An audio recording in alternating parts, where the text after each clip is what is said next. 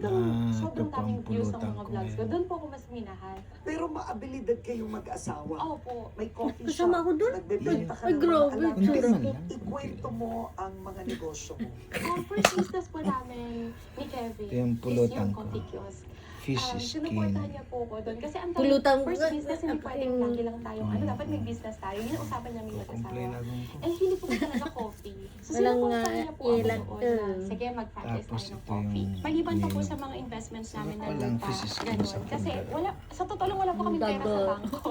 Wala po Ayan. kaming pera, nilalabas po Fundador, talaga ah. namin, investment. Ang tawag So, doon? second po naming business is yung hair doll. Ano ba ang hair Walang doll? sabi.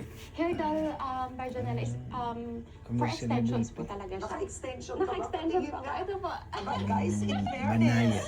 Kasi nung Ay, nanganak po banayad. ako, nagpa-short hair po ako. Mami. Yeah. So, pinaputol ko. Cheers. Nag-TV ako.